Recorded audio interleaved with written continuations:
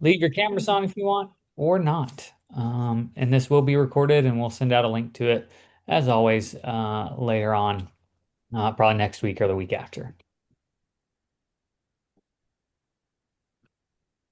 All right, I think we're ready to go.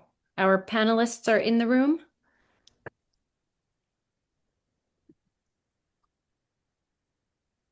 Let me make sure. I am here. This is Gina. I Hi, am showing up Gina. as Jonathan Howard without a camera, but hello, everyone. Wonderful. I'll introduce you momentarily, Okay. but we'll go ahead and get started. Welcome to the Exercise Science Education Special Interest Group Spring webinar. As we get started here, a quick introduction from your leadership team. Deba Mani, Rochelle Kapler, Jonathan Howard, and I'm Julie Marino. We are your co-chairs and your leadership team, and I'll serve as our moderator for the webinar today. The topic of our webinar is guiding academic programs through the value and implementation of CAAHEP and CoAES accreditation. And we chose this topic based on member input and member interest. And just out of curiosity, before we go forward, in the chat, would everyone just drop a word or two about where you are in the accreditation process? You obviously joined us here today because you have some interest in this. If you would in the chat, are you currently accredited? Okay, Allison is ready to submit. Just curious for our audience, where are people in the process? Brand new, have not started the process, ready to submit. Great, Brian's accredited. Okay, so I'm seeing a lot of people are thinking about starting the process. We have some representatives from accredited programs. People are very early in the process, so that's great. We're going to touch upon a number of different areas in the process based on the interest and need from our SIG members. We're excited and grateful to have our panelists or our presenters today from the leadership team at CoAES. Ben Thompson is serving as the CoAES chair, and Gina Cortese is the executive director. And I'll provide a brief overview, and then Ben and Gina will take over going through the different topics that we'll cover today. Our objectives. We hope to answer the questions of how does accreditation strengthen the external validation of our programs? How does it support student learning outcome accountability? And how does it create clear pathways to employment through certification? As our audience, we hope you will leave with some tips on how to engage institutional leadership as you start the process. So that'll apply to a number of you.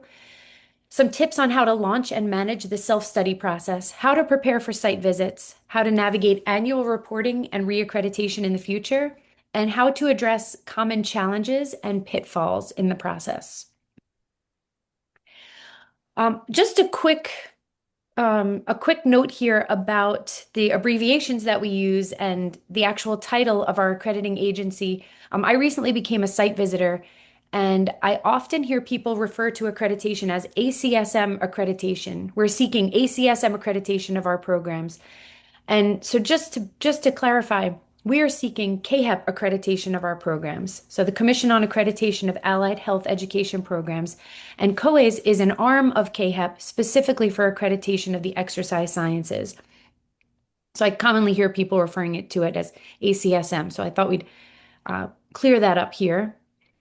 And this is from the CAAHEP website, again, to just sort of provide an overview. The primary role of our accrediting committee is to establish standards and guidelines for academic programs that facilitate preparation of students seeking employment in health, fitness, and exercise industry.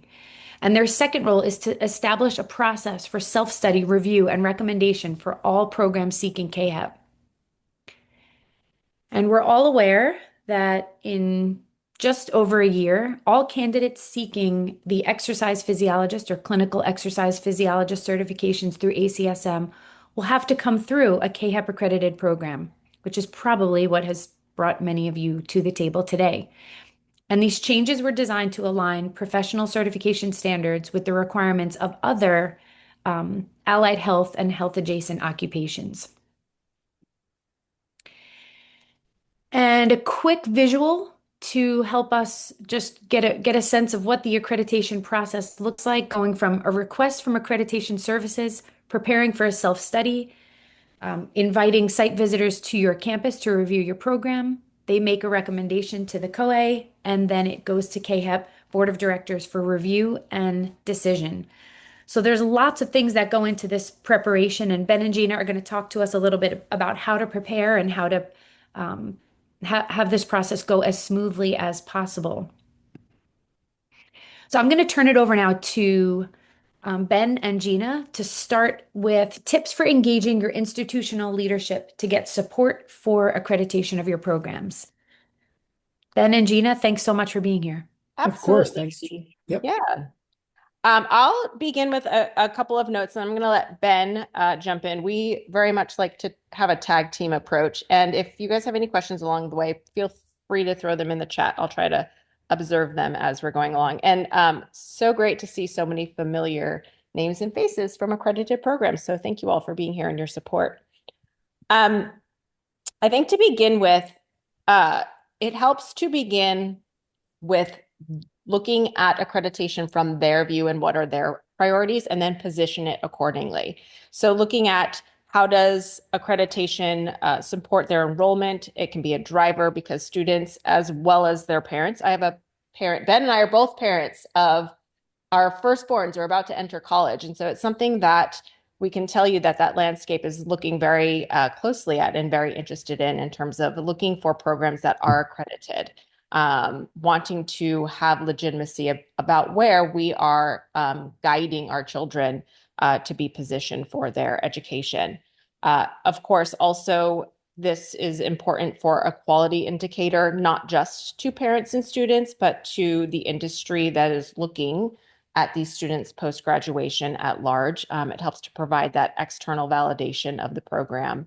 And it really does help to strengthen the outcomes, the career outcomes for those students. And that's when we look at education, that's the purpose, right? We want to make sure we're preparing our students for to be qualified for the profession and to be able to go out and make a difference in the world. I like to look at it like a chain link fence. And we're all part of this link towards for bettering the world. I mean, I know that seems like a really grand view, but that's where my heart is. And how can we serve people and help people? And each link backs up to preparing those students adequately to make a difference in this world.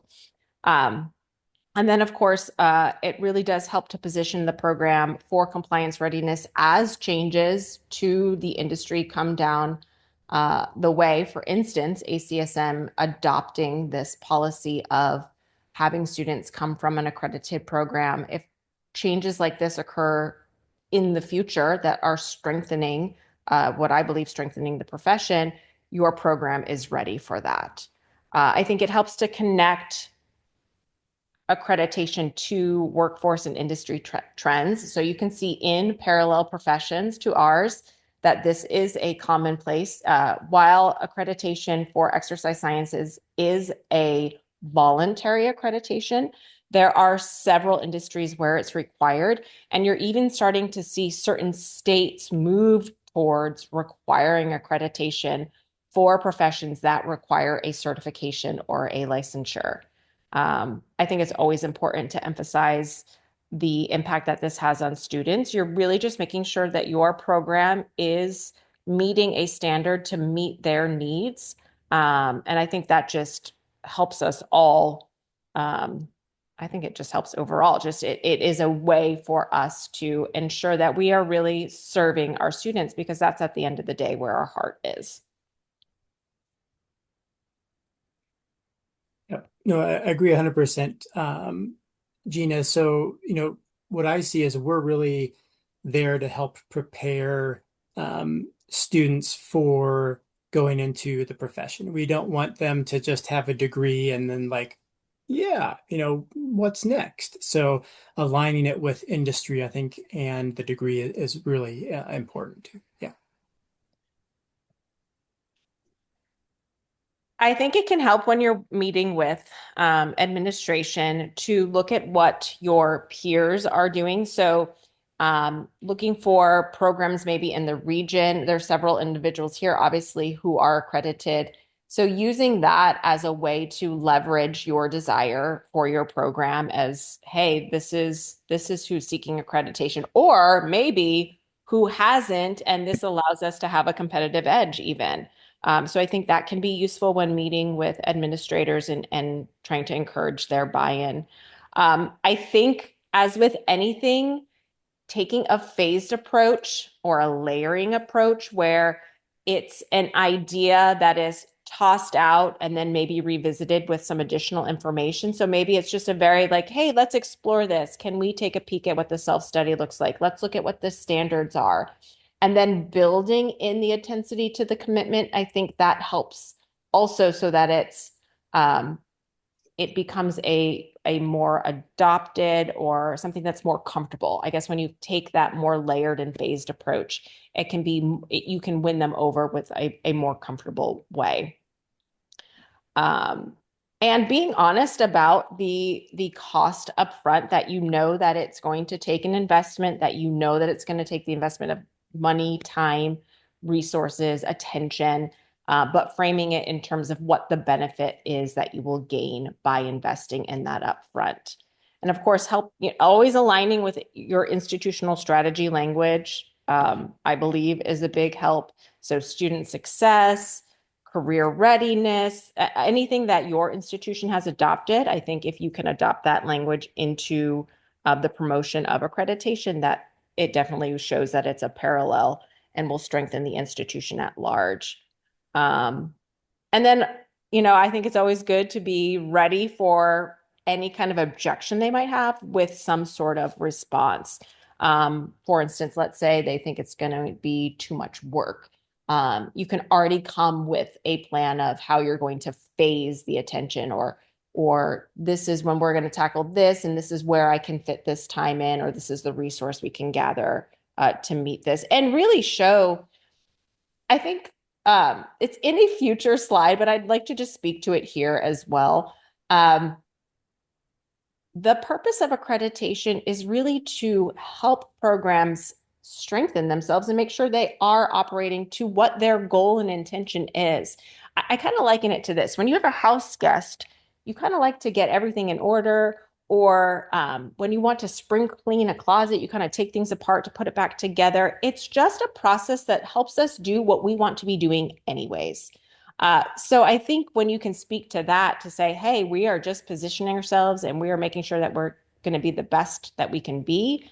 I really think that that's a big way of overcoming a number of different objectives, that this is time you should be putting towards these processes anyways, accreditation or not.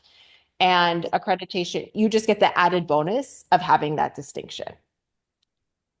Ben, do you have anything to add here? Yeah, no, I think that's a great, one of the probably most common objections that we hear about is the potential cost of getting and maintaining accreditation. And in reality, compared to other accrediting bodies and other professions, our costs are comparatively inexpensive for the value that programs get and the students get. So I think, even though administration or other places, especially in, today's economy and, in light of higher education, what's happening, I think the amount that it costs to become and maintain the accreditation is definitely worth it for the students and for the program. So I think that's something that,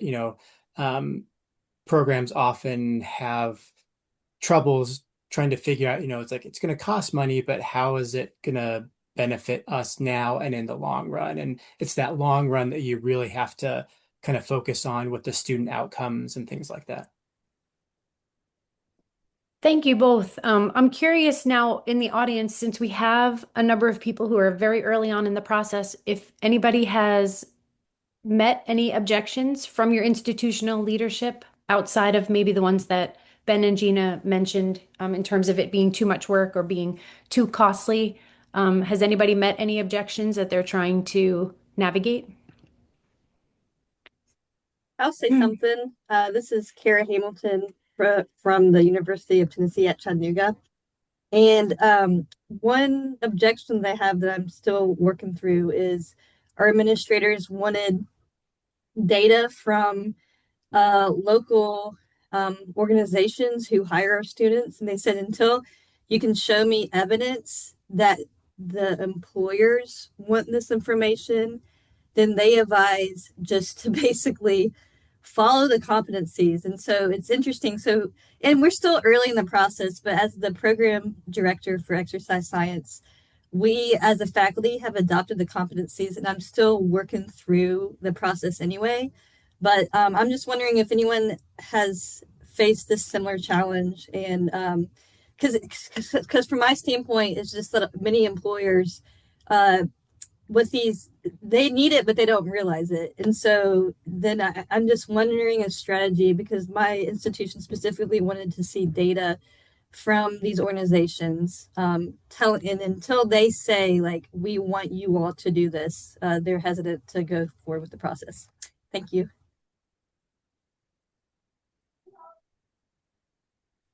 Kara, maybe I'll make a quick suggestion. Do you have one thing that you'll need for accreditation that I don't know if you have already, but is an advisory board? If you have an advisory board made up of your community partners, so employers or individuals from places where your students are doing internships, you may be able to lean on your advisory board to craft some sort of statement that you could use to show that employers are expecting this or are going to require that, applicants from your program have these certifications. So your advisory board might be able to help with that.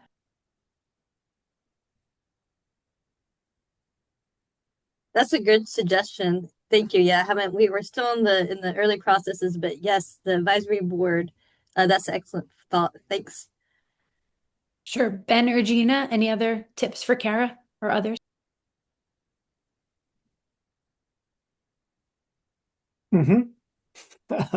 No, I think that's, Kara, that's a great thing that you brought up. And I think it's definitely, a legitimate question for, administration to have. Is like, okay, we're going to do this, but are the students really getting hired?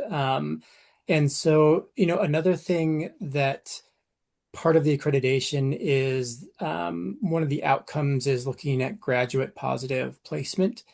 And so, we don't require you when you go through initial accreditation to necessarily have data on positive placement for students. But if that's something that potentially you could start collecting or reinforce to them that, this is something that we will be collecting to see that, where our students are going, what they're doing after with the degree, whether it's a graduate program or, employment full-time or part-time in the field or military service. That's what we consider the positive placement. That's something else that you could talk about as well. And I'd also like to add that one of the purposes of accreditation is to strengthen the profession at large. And I'm sure most people on this call can agree that that has been an up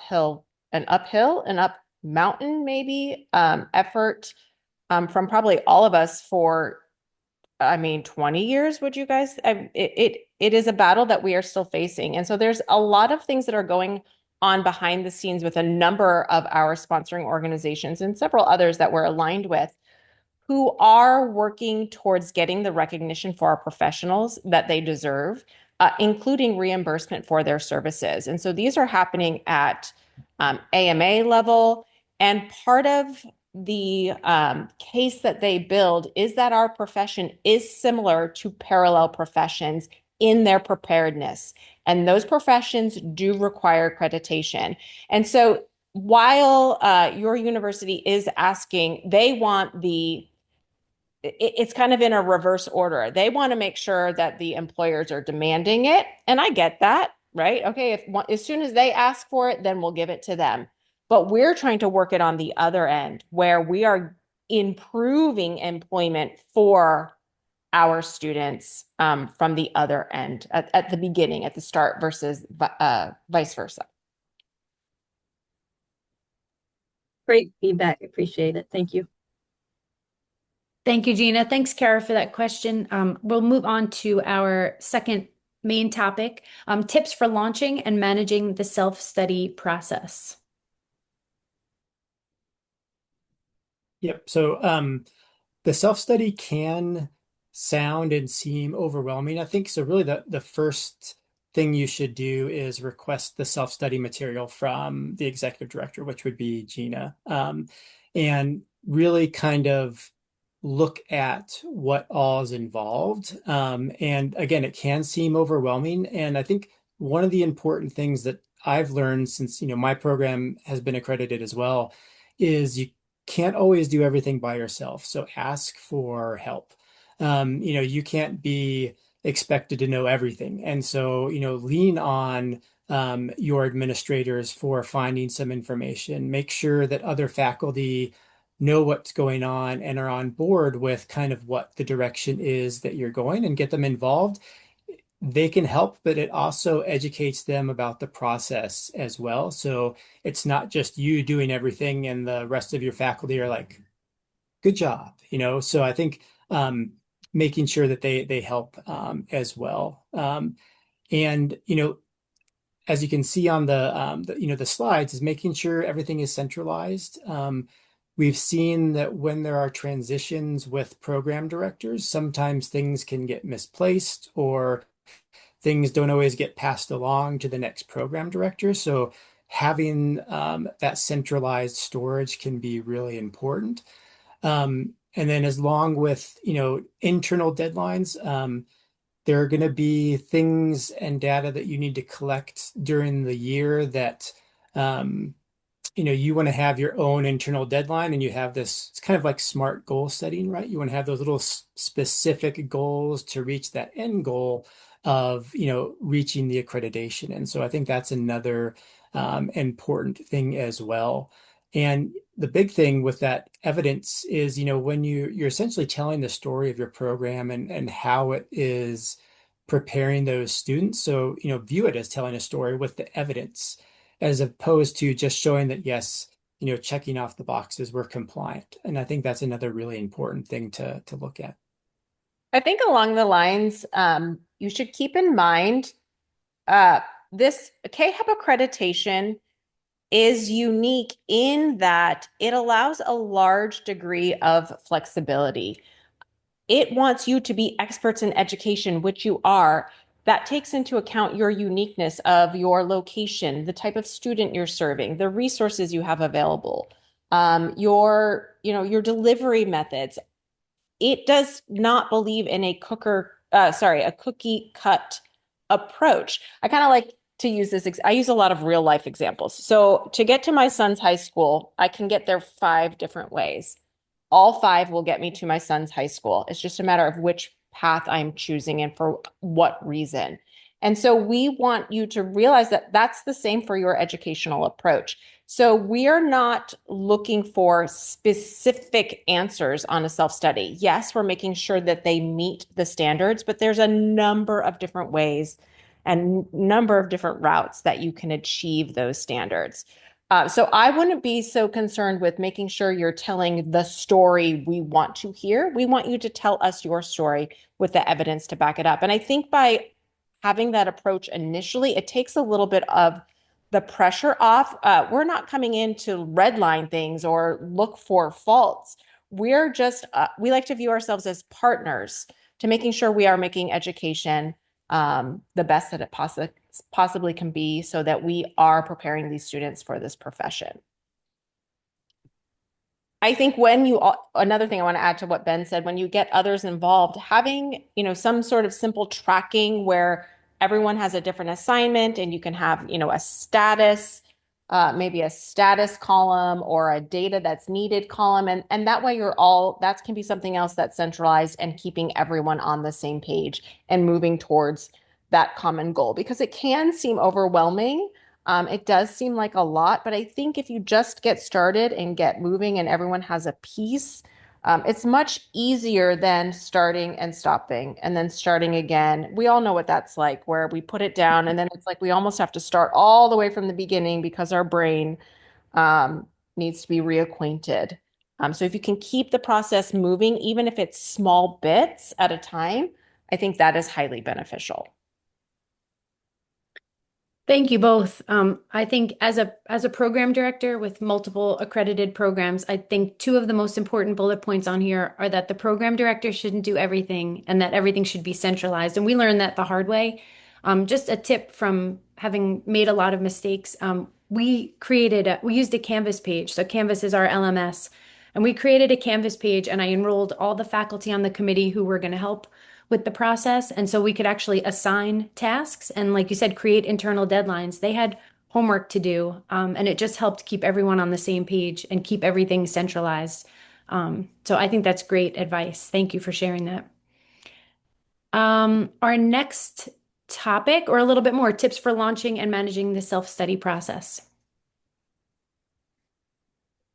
Yeah, and I think this kind of goes with eventually collecting data on outcomes and things like that. During the initial self-study, really what we want to see is that you have a plan in place to start collecting that data. We don't expect you to have data on every single one of these outcomes in our standards. So we want to just see that you have a plan. So like, are you going to use Qualtrics for these surveys or SurveyMonkey? Things like that is really what we want to see. I think one of the big things is advisory board, and especially with what we just talked about with CARA, is they play a really big role in helping direct where your program is going and if you're going in the right direction. And they're the ones that are giving you information on current industry trends and things like that to give that feedback. And so being connected with the advisory board is really, really important. And sometimes we see in programs, the advisory board is just kind of like that thing that they have to do every year. Sometimes they forget because they see it as, they don't necessarily see the usefulness, I think, of the advisory board meeting and what they can do. So, really engage with that advisory board and try and make it as diverse as possible. The outcome assessment cycle. So, sometimes things you collect each semester, sometimes the data is just annually. It really depends on what outcome you're looking at. So having, like Juliana was saying, having those, those homework due dates is perfect. So, I need to send out this survey now to collect data for graduate students or something like that. So having a process in place is really good. And, if you have a question, please ask. Gina and I are pretty open to and helpful. I would like to think when programs have questions, especially an initial accreditation, or, if you could ask another university that's close that that's accredited too. That's another really good potential way to have questions and just get a different view of how a program works. Thank you. All right, now Ben and Gina will talk about some tips for preparing for your site visit. So we schedule your site visit once you have submitted your self-study. And typically we won't officially schedule it until we've taken a high level review just to make sure that everything seems ordered and in place. We have at times, the site visitors are who do a really deep dive into your self-study. So there are times where there's something that is missed that if it had been fixed or more clear would have made the site visit more effective. However, we are used to dealing with all sorts of situations and scenarios and adapting. So maybe I should add that as a tip.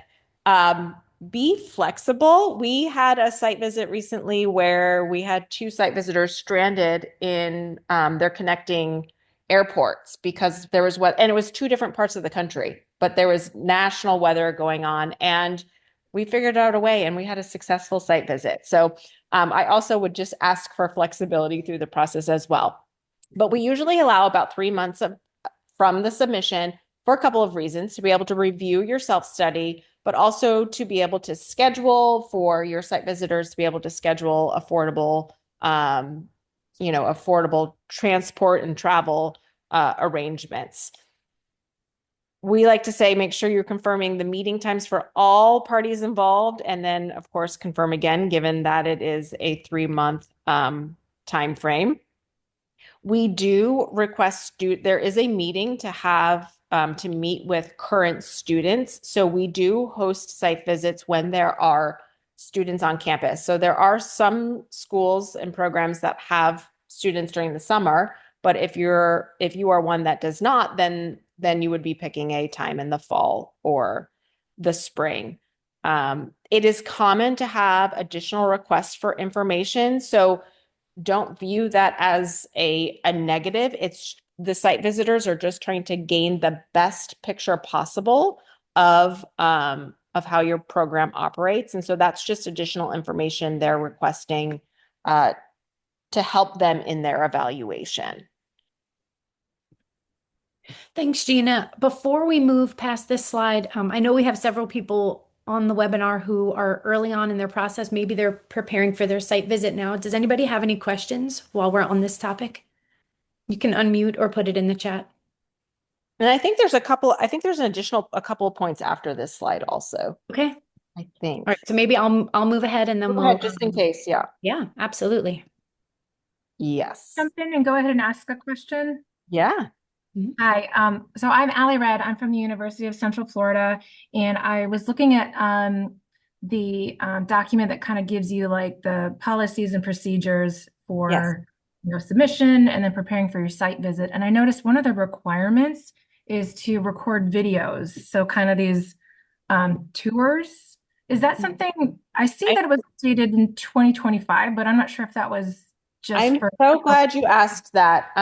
We have a new policy and procedures manual that we've been updating that removes that. We had been waiting for CAAHEP template, but they are stuck in legal. So we are going to be publishing a new one ahead of that template language and then publishing again. We were trying to avoid that. But that is an old requirement from COVID times that somehow missed edit during that 2025 release. So I apologize for that confusion.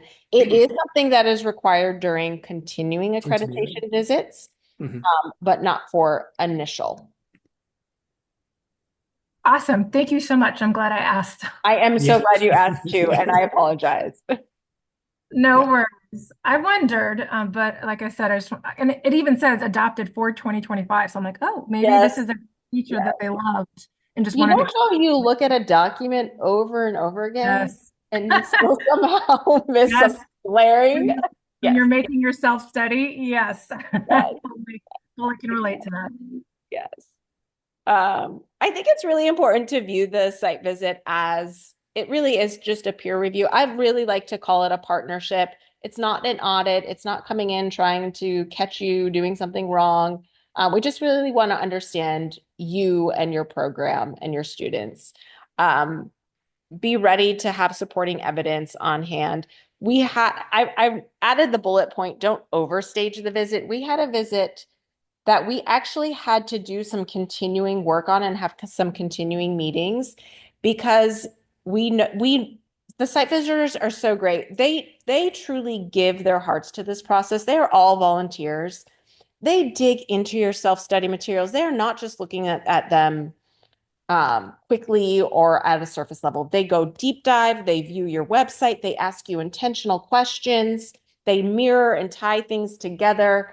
And so on this one particular visit, they could tell that there was a script pretty much given to faculty, students, administrators, because whenever an off question was asked, they basically repeated this. They were not prepared to be able to answer this question that should have just come authentic off the heart. They were delivering the same speech over and over again.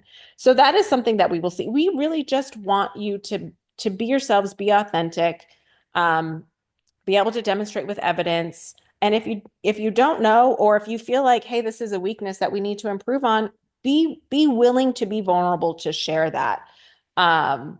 Be open to observations and suggestions. But I also want you all to understand, back to that flexibility point, our review process is also flexible. So when your self-study is submitted, and if we see something could use some strengthening or tightening, we will ask for it. So will the site visitors. Or if the site visitors make an observation that you disagree with, there is a process for you to be able to report that to us via phone call or email, and Ben and I will take a deeper look at it. But we also, once we provide you your formal report, you have a 2-week period of time to respond to that in writing as well. There have been times where Ben and I have adjusted the report from the site visitors because he and I know the specific nuances. We live in this a little bit more deeper than even the site visitors.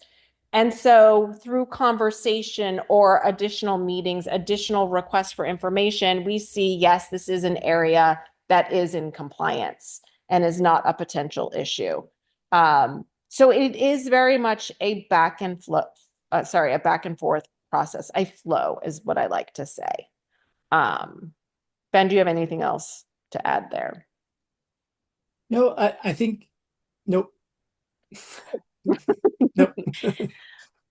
I will just say, in my very limited experience as a site visitor, I've been on 2 site visits, one with Roop, who's on the call, who is an expert site visitor, and maybe he can support or refute what I'm going to say. The faculty and program directors where I did my site visits were extremely nervous about the site visit and breathed very visible sighs of relief when the visit was over. And I found that really surprising because it felt as though, I think they, like you said, peer review versus audit. They thought we were coming in to find reasons why they shouldn't be accredited, but we were really coming in looking for reasons why they should. And then if there were any issues or, you know, concerns, we were there to help them figure it out. But it's not something to be, nervous or afraid of. So that was interesting to me. I Yeah. think to add to that, and then Ben, I'll let you talk because I'm talking over you. If you ever hear the language of you should be doing this or you must be doing this, I just want your ears to perk up and go, that doesn't feel right, and ask Ben or I, because our site visitors are phenomenal. They have seen a lot of programs. They themselves run programs. But they're there to ask you thought-provoking questions. And if you're stuck and need suggestions, they are there to potentially offer solutions. But it is you who knows your program best. And remember, there is more than one way to achieve the same outcomes. And so one of the reasons people ask all the time, can you give us an example of a self-study? We don't do that because we don't want people to think this is the only way that you have to do this or can do this. And this is the only way that you will receive accreditation. So there is that fine line between suggestions or noticing where there could be improvements to, hey, you should be doing it this way. Yeah, and I think that's a really important thing to remember, Gina. And, I think maybe Juliana, that program was thinking of other accreditations that are more prescriptive. A lot of time they are, you have to have this, this, and this, but that's I think one of the great things about the CAAHEP accreditation is it allows programs to achieve their goals and outcomes in so many different ways because each exercise science, exercise physiology program is different. I mean, I think, to meet the needs of their students, whether it's, Hispanic serving institution like mine is, or, you have non-traditional students, or it's immediate, 18-year-old or whatever, the flexibility of this accreditation allows you to have your program however it needs to be to meet those outcomes and requirements, which is a great thing. I think that's great advice that individuals on the call who are maybe preparing for this process, it should put their mind at ease about what to expect. So that's really helpful. All right, now we'll talk a little bit about the timeline post-site visit. Yeah, I know that you all, a lot of times people like to work backwards. And so I want you to have the understanding of what it looks like from a time frame. A lot of people ask, how long does the self-study process take? Really, that is up to you and the amount of time and resources you're able to put towards it. Some people are able to complete the self-study in a couple of weeks. Sometimes people take a year. So that really is dependent on you. But from the time of submission, as I mentioned, We will schedule your visit typically within about 3 months. Within a week from your visit, these site visitors will provide their final report to us. And this is not a surprise because they work on it the entire time that they are on the visit. And your very last meeting is a summation meeting where they present to you their findings. So it won't necessarily be a surprise, but it is something for Ben and I to look over. And then they give it to us within a week. We will send the final report to you within 2 weeks. And then you are given 2 weeks to submit a written response. From there, we will present to the CoAES board the final report as well as your response. And this is something that we blind when we present to the board so that they are unaware of what program they are evaluating. So they are purely evaluating the program based off of the merits and the report and your response that is given. From there, that board will just make a decision on whether or not to recommend accreditation to CAAHEP. CAAHEP is the one who makes the accreditation decisions. They also are the ones who make any kind of decision on what we would call a compliance issue. So we report the findings. We only report it as a potential area of noncompliance. They are the ones who would issue what we would call a citation. And I can talk more about that in a little bit. CAAHEP is, as I said, makes the decision on accreditation. They make those decisions every other month starting in January. And our recommendations are due to CAAHEP a month prior. So for instance, we just had our meeting this month for April where we made recommendations that we need to provide to CAAHEP April 15th, which is a month ahead of their next meeting. What was I going to say next? I think that's it. So we are just very intentional about where we time our meetings ahead of when decisions are being made. CAAHEP is the one who will communicate accreditation decisions directly to the program. And so timing wise, sometimes the timing works out great where you have your visit and then we can get the report back and boom, it could be right ahead of our recommendation meetings. Sometimes, it just misses and then so there'll be a little bit of a lull, but we do everything possible to get to you before CAAHEP in the quickest manner as possible. Great. Thank you, Gina. Now we'll talk about some tips for navigating annual reporting and reaccreditation. Annual reports, everybody's most fun thing that they do. So it's actually a really important aspect of the accreditation for us, but I think also for the program.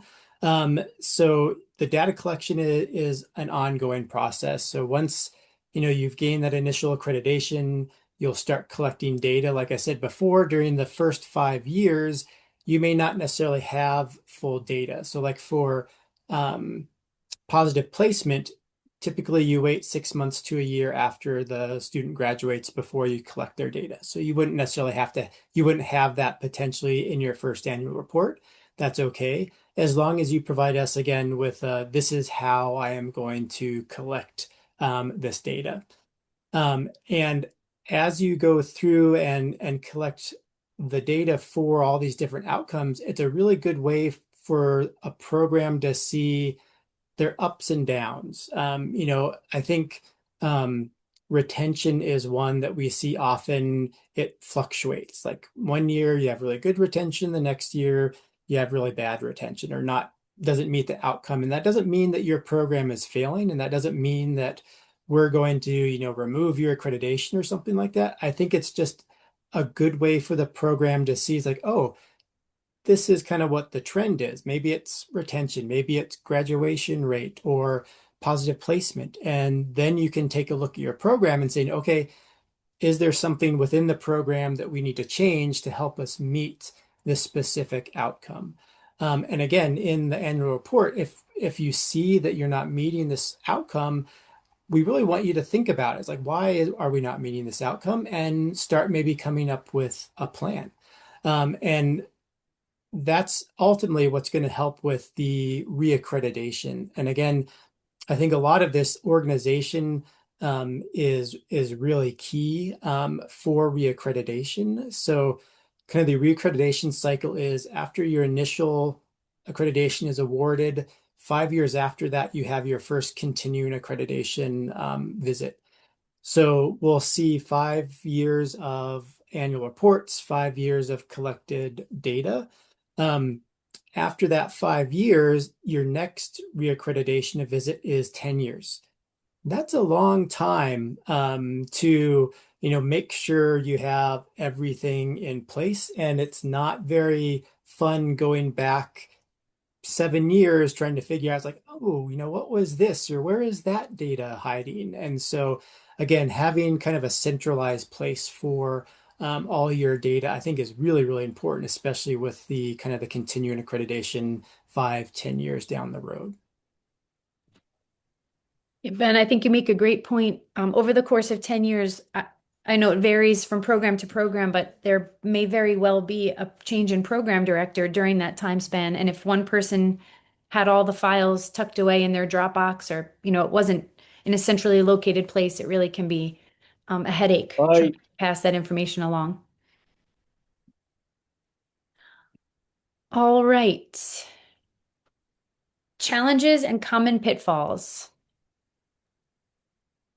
I think Ben alluded to this earlier that the self-study can seem overwhelming. I think if you will review the self-study before you even get started, you will see that, yes, it's asking a lot, but I don't think it's as overwhelming.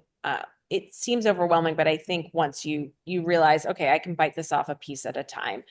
I think I've noticed with a lot of programs and a lot of programs I've spoken to, they want their house in perfect order. I have a cement pad at the back of my house that was supposed to have like this added little structure to it. And it does not. And it's an eyesore. And if I waited till it were built, I have 3 kids. I have one going to college. It's not going to be built anytime soon. And if I didn't invite anybody to my house, we would be waiting a very long time to have guests over.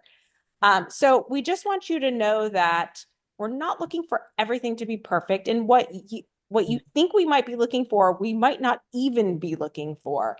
Programs can be put forward for recommendation with areas of potential noncompliance. And there is a process that's put in place. So if there is something that you're not meeting just yet, we put a progress report system in to help you rise to meeting that standard.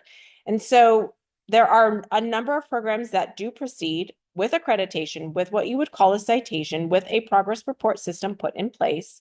And there is time that is allowed based off of what, if you have a curriculum issue that needs to be modified or changed, we know curriculum cannot be changed overnight. We understand that.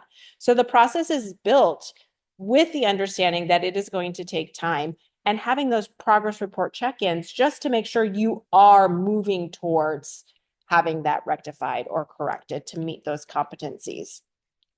So I think that is really helpful to understand and know as well. I think it helps to have buy-in from all individuals and or taking it on all yourself, that would be a pitfall. And then we keep harping on this, but not having that centralization or a lack of organization can really be challenging, especially for those who might be taking over it in the future. Ben, do you have anything else to add?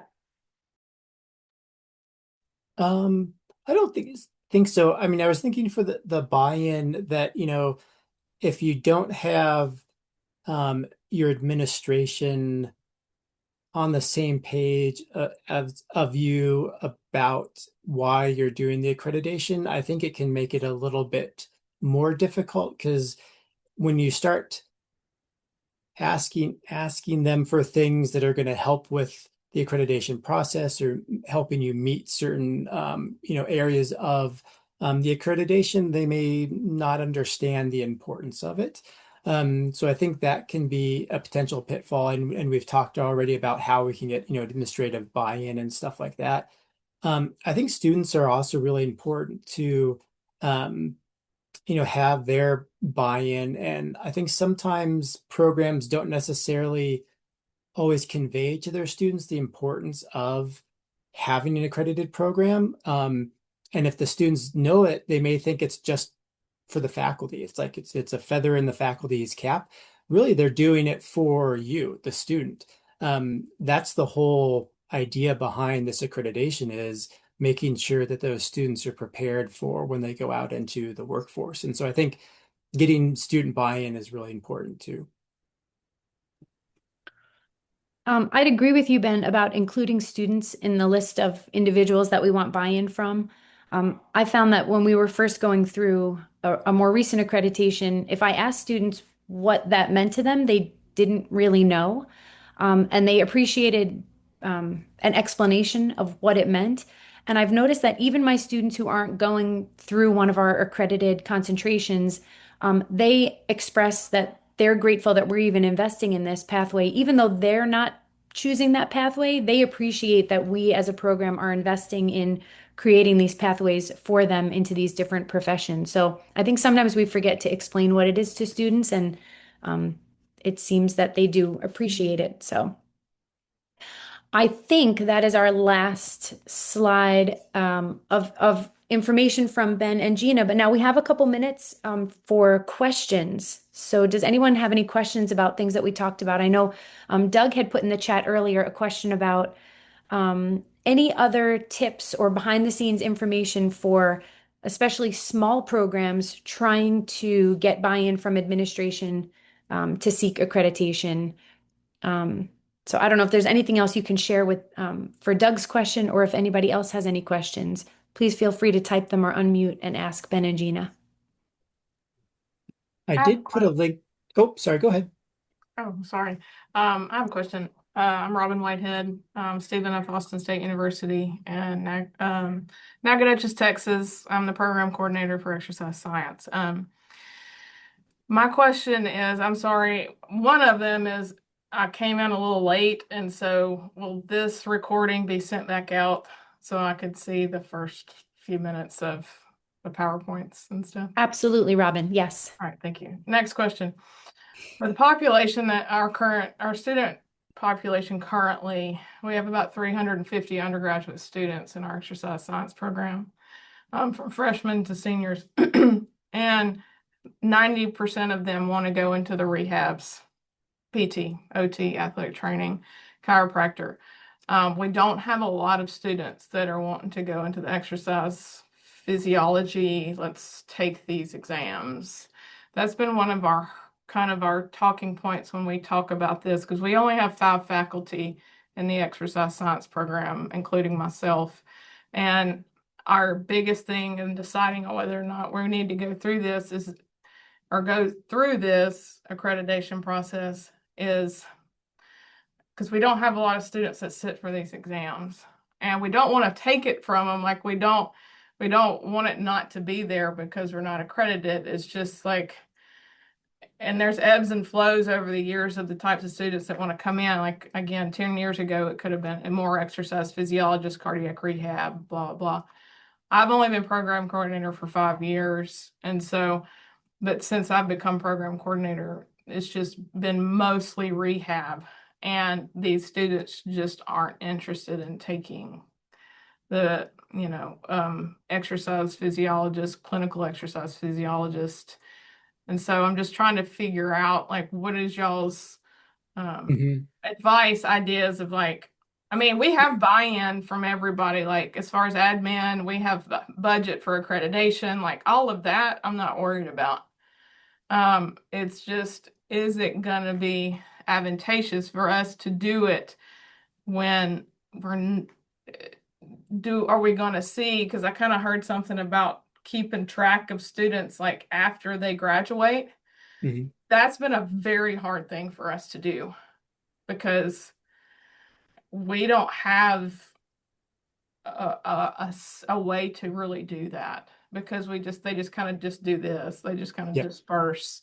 And so, I mean, tips on that, but just trying to figure out like, Yeah, so I think, Robin, a couple things. So one with the certification. So um, we don't require programs to, make their students take a certification. What we require is programs have to report on the number of students that take and pass certifications. And so lots of times we have programs that report 0 students taking certifications, and that meets that outcome. So it's not a requirement that you have to take a certain certification. Um, yeah, I knew that part. Like I knew it wasn't necessarily required, but it's required for us to be accredited for our students who may want to sit for oh, these exams to do that. Correct? yeah, yeah. For ACSM, but just for ACSM. I mean, they can take other nationally accredited certifications too if they want. Oh, sure. But I mean, we teach our classes, especially our Yep. upper level classes all through ACSM guidelines and ACSM. So, I mean, yes. But we're having to navigate this through NSCA as well, which I don't think that's going to be something we're going to be able to do. I do think it's challenging, Robin. So you look at it from the exercise science, our exercise science degrees lead to a number of different pathways, which on the one hand is a beautiful thing. mhm. On the other hand, the way this accreditation is carved out, it's for the profession of exercise science, right? So to your point, it is for those students who are going out into the exercise science profession, not necessarily to OT or PT. And so programs, especially small institutions, do have to make a decision, and sometimes a hard one, about what makes most sense for them. And yeah, by choosing not to seek accreditation, it would be a limiting factor for them sitting for ACSM's exams specifically. And so sometimes it's just weighing the pros and cons of that. I don't know that I have an easy answer, because I don't think there is an easy answer. Yeah, I because wish there were one. I mean, Robin, I'll chime into that one. I think we're in a very similar situation, and I used it for a couple of different ways. But number one is a recruiting tool, because parents know the term accreditation. Students may not give a rat's rear end, but the parents know that, and so if you can utilize the ACSM, I'm sorry, the CAAHEP logo on your website as well as in your recruiting information, that double, triple makes that exclamation point that they are teaching what they need to. In addition, I can tell you that one of the ways that we also make a quote unquote spin on it is that we tell them that if they do choose to take the certification, then it further accentuates their application process to those rehabilitations possibly in the future, because so many of them have the foundation of exercise science built in. So those are just two caveats that I would add to that. oh, and we do, and thank you for that.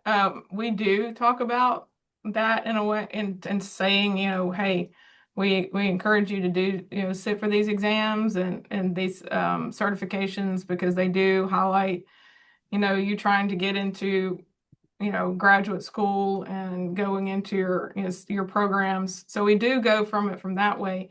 But then because there's the added cost on top of the student to sit.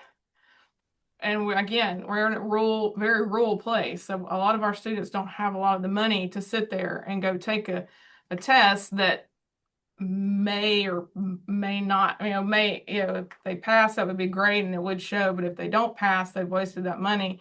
And then it's wondering if, okay, should I have wasted that money? Can I still get into school without it? Can I still get into PT school, OT school, all that kinds of stuff? I mean, Robin, I think your question makes for a great a great next webinar topic. I mean, really, because I think you are definitely not alone. I put in the chat that I have a huge undergraduate program and a tiny number of my students go through my accredited concentration. So I made some notes about your question for us to definitely come back to that in the future. But it is 2:01. And so I'm going to let Jonathan Howard close us out with our last couple slides. Thank you to Ben and Gina for being here today and sharing so much fantastic information, regardless of where people are in the process. Jonathan? Yes, thank you very much. Thanks everyone for attending. We want to give you a couple of updates on some things. There's some QR codes on the screen. We will be taking this recording and posting it out and getting it to you through email, and it will live on our YouTube channel as well forever.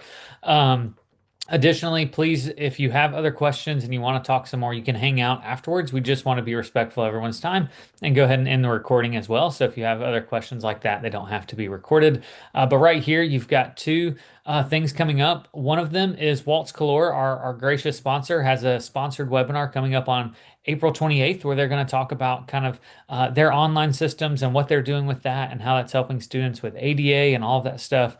And so we highly encourage you to sign up for that. And to attend.